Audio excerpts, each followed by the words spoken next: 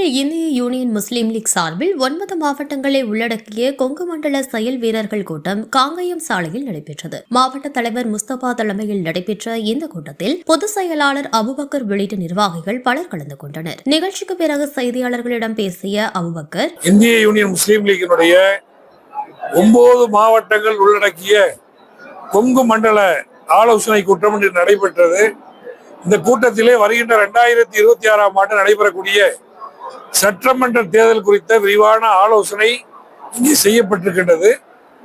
இன்றைய காலகட்டத்திலே தமிழகத்திலே மதவாதத்திற்கு எந்த வகையிலும் இடமளிக்காமல் மதசார்பற்ற சக்திகளை எல்லாம் ஒருங்கிணைக்கக்கூடிய வகையிலே இந்திய யூனியன் முஸ்லீம் லீக்கின் சார்பாக அனைத்து முஹல்லா ஜமாத்துகளிலும் நாங்கள் பிரச்சாரத்தை செய்ய இருக்கின்றோம்.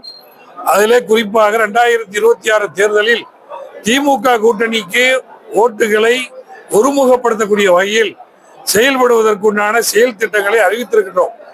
9 மாவட்டத்திலையும் எல்லா ஜமாத்தினர்களையும் சந்தித்து வருகின்ற தேர்தலிலே எப்படி பணியாற்ற வேண்டும், எந்த வகையிலே மதசார்பற்ற சக்திகளுடைய வாக்குகளை ஒருமுகப்படுத்துவதற்கு பயிலரங்கங்களை நடத்த இருக்கின்றோம்.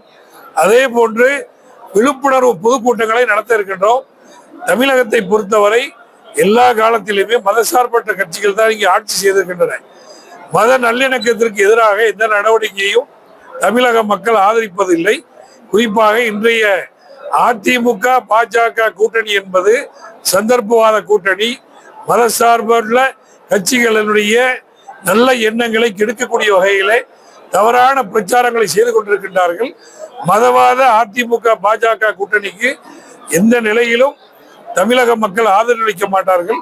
எனவே இதை நாங்கள் பரப்புரை செய்யக்கூடிய வகையில எங்களுடைய பிரச்சாரங்களை மேற்கொள்ள இருக்கின்றோம்.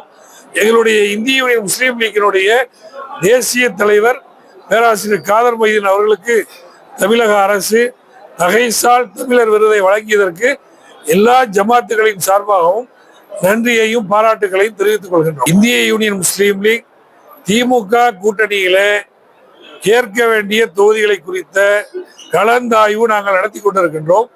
அந்த ஆய்வுகளை எல்லா மாவட்டத்திலிருந்து தந்த பிறகு அதன் அடிப்படையிலே எந்தெந்த தொகுதிகளை கேட்பது என்பதை நாங்கள் வரையறுப்போம். கட்சிகளை பற்றி எங்களுக்கு கவலை இல்லை. முஹல்லா ஜமாத்துங்கிறதா இஸ்லாமிய சமுதாயத்தினுடைய அடிப்படையான கட்டமைப்பு. அந்த முஹல்லா ஜமாத்தினுடைய கட்டமைப்பில் இருக்கக்கூடியதுதான் இந்திய யூனியன் முஸ்லீம். எனவே இன்றைய தேர்தல் என்பது 2 அணிகள் தான். மதசார்பற்ற திமுக கூட்டணி, மத நல்லிணக்கத்தை கெடுக்கக்கூடிய மதவாத பிஜேபி அதிமுக கூட்டணி. இதற்கு எதிராக 3வது அணி 4வது அணின்னு வாக்களிச்சுன்னு சொன்னா மதவாதத்திற்கு ஊக்குவிப்பதாக ஆகிவிடும், பிஜேபியை ஆதரிப்பதாக ஆகிவிடும். எனவே இந்த தேர்தலை பொறுத்த வரைக்கும் சிறுபான்மை சமுதாயத்தவர்கள், தாழ்த்தப்பட்ட மக்கள், திராவிட இயக்க சிந்தனையில் இருக்கக்கூடிய அனைவர்களும் திமுக கூட்டணிக்கு தான் ஆதரவளிப்பார்கள். அதை ஒருமுகப்படுத்தக்கூடிய பணிகளில் நாங்கள் இருக்கின்றோம். சில கட்சிகள் இப்பொழுதுதான் பேர் வச்சிருக்கிறாங்க, முதல் தேர்தலை கூட சந்திக்கல.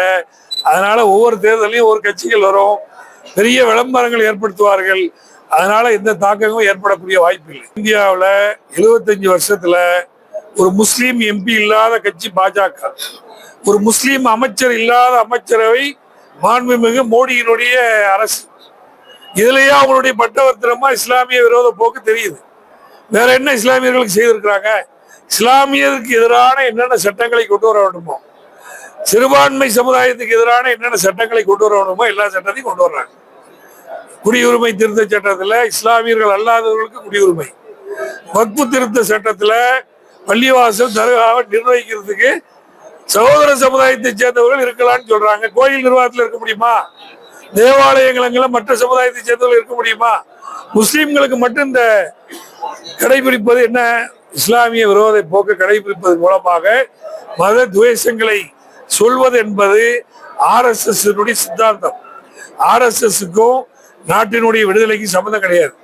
நாட்டினுடைய வளர்ச்சிக்கு அவர்கள் பாடுபடவில்லை. அரசமைப்பு சட்டத்தின் உருவாக்கத்திலே எந்த பங்களிப்பும் இல்லை. அதுல நம்பிக்கை இல்லாதவர்களுடைய ஆதரவோடு ஆட்சி செய்யக்கூடியவர்கள் அப்படிதான் பேசுவார்கள். ஆனா இந்திய சமூகம் என்பது பல தரப்பு மக்களை கொண்ட சமூகம். 4698 சமூகம் இருக்கிறாங்க.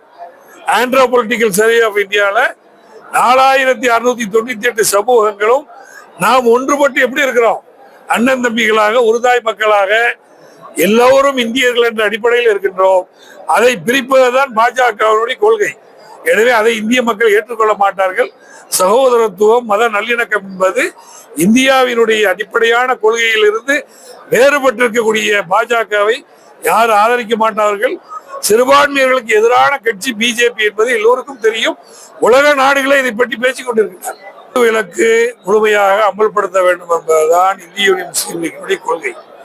போதைப் பொருட்களை கட்டுப்படுத்த வேண்டும். அந்த போதைப் பொருள் எங்கிருந்து வருகிறது என்பதை ஆய்வு செய்து முழுமையாக அதை கட்டுப்படுத்த வேண்டும். மாணவர்கள் சமுதாயத்திலே போதைக்கு எதிரான பிரச்சாரத்தை வீரியத்தோடு கவனம் செலுத்த வேண்டும் என்பதுதான் இந்திய யூனியன் முஸ்லீம் லீக்கினுடைய கொள்கையாக இருந்து கொண்டிருக்கு. மக்கள் எழுச்சியெல்லாம் ஒன்றும் கிடையாது. கூட்டத்தை சேர்க்கிறதுங்கிறது இப்போ அரசியல்ல பெரிய விஷயம் இல்லை. அந்த கூட்டங்கள் எல்லாம் ஓட்டா மாறுமா? என்ன கொள்கையை சொல்றாரு?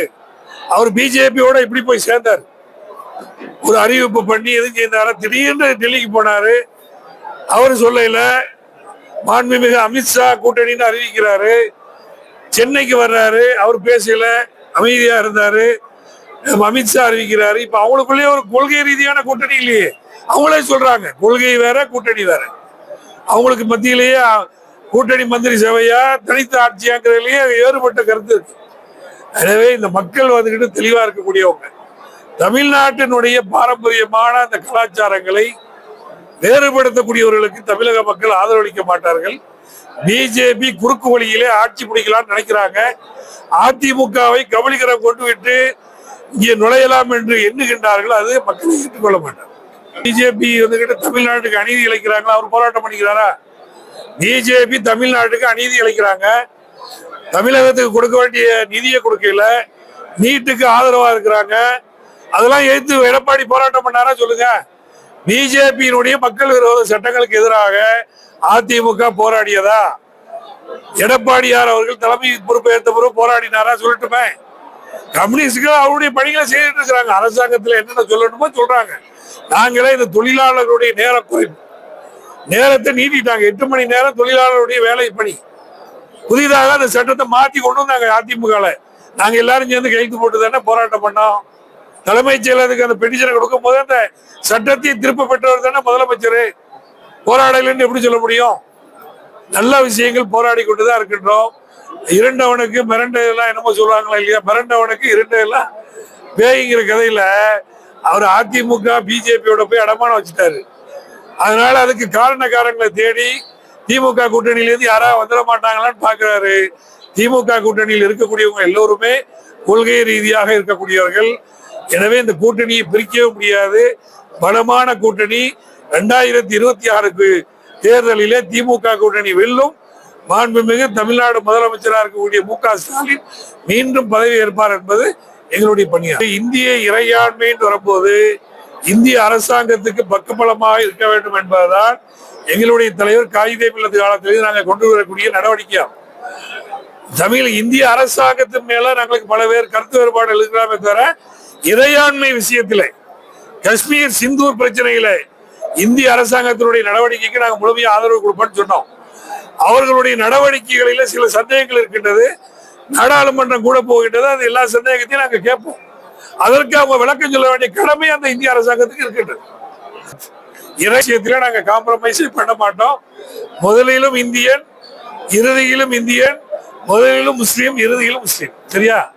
அதாவது மோதல்கள் வரும், கருத்து பரிமாற்றங்கள் வரும், கருத்து வேறுபாடுகள் வரும். அதையெல்லாம் தாண்டி கொள்கை ரீதியான கூட்டணியில நாங்க எல்லாரும் ஒன்னாயிருவோம்.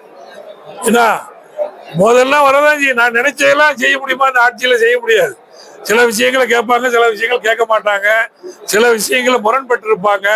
அதெல்லாம் பேசி தீர்க்கக்கூடிய விஷயங்கள். அதையெல்லாம் தாண்டி கொள்கை ரீதியான கூட்டணியிலே நாங்கள் திமுகவோடு உடன்பட்டிருக்கிறோம். தேர்தல் ஆணையம் நடுநிலையாக இருக்க வேண்டும். நடுநிலையாக இருக்க வேண்டிய நீதித்துறை, தேர்தல் ஆணையம் மற்ற என்னென்ன நடுநிலையாக இருக்க வேண்டுமோ அதையெல்லாம் சந்தேகப்படக்கூடிய அளவுல பாஜகவினுடைய ஆட்சியிலே இந்த குளறுபடிகள் நடந்து கொண்டிருக்கின்றது. அவர்கள் எதையும் செய்யலாம் என்ற நிலைக்கு வந்து விட்டார்கள். எனவே அரசன் அன்றே கொள்வான், தெய்வம் நின்று கொள்ளுங்கிற மாதிரி மக்களை ஏமாற்றலாமே தவிர நினைச்சிருக்க முடியாது. உண்மை ஒரு காலத்தில் வெளிவந்தே தீரும்.